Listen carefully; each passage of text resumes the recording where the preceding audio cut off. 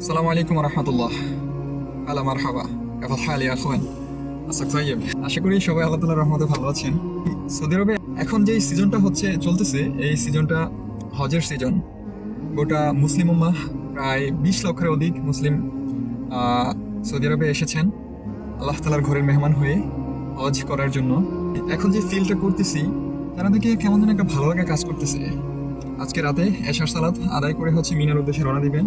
কালকে অবস্থান করবেন আরাফাতে, দেন আগামী পরশু তো কোরবানি, আল্লাহ তাআলা সন্তুষ্টির উদ্দেশ্যে কোরবানি করবেন। তো ইসলামে আমরা জানি মৌলিকভাবে 5টা স্তম্ভ। প্রথমে তো কালিমা, আল্লাহ তাআলার একাত্মবাদের সাক্ষ্য দেওয়া।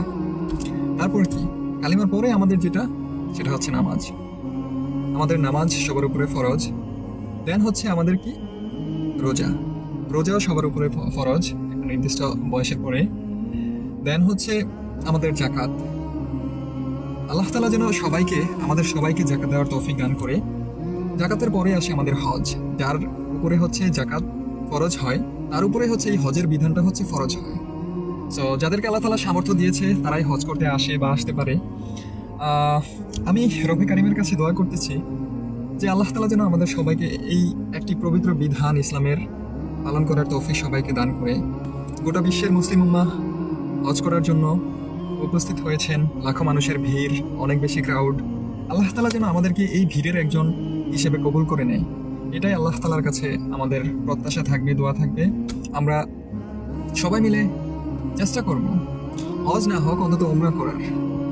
আমি জানি মুসলিম হিসেবে সবারই এই আশাটা থাকে যে একবার হলে আল্লাহ তাআলার ঘরের মেহমান হয়ে আসা, আল্লাহ তাআলার ঘরে আসা, রাসূল সাল্লাল্লাহু আলাইহি ওয়াসাল্লামের রোজাতে সালাম জানানো। তো আমি দোয়া করি আল্লাহ তাআলা সবাইকে কবুল করুক। তো আজকের ভিডিওটা এই বিষয়টা নিয়ে যে আমার খুব ভালো লাগে কাজ করতেছে। চারদিকে কেমন যেন একটা হজের ফ্লেভার পাচ্ছি, কেমন যেন ভালো লাগে কাজ করে আর কি। সো কারণ আমি এখানে সৌদি আরবেতে আছি, রাসূলের দেশ, রাসূল সাল্লাল্লাহু আলাইহি ওয়াসাল্লাম এখানে আছেন। সো মহান রব্বে কারিমের যে কাবা এখানে আছে। সো মাঝে মধ্যে খারাপ লাগে। ড্রিম ছিল অন্য কোনো কান্ট্রিতে যাওয়া, লাইক ইউরোপ। বাট ছোটবেলা থেকে একটা ইচ্ছা ছিল যে আমি হজ করব, ওমরা করব। মূল কথা আমি আল্লাহ তাআলার ঘরের মেহমান হব। সো আল্লাহ তাআলা আমাকে কবুল করেছেন।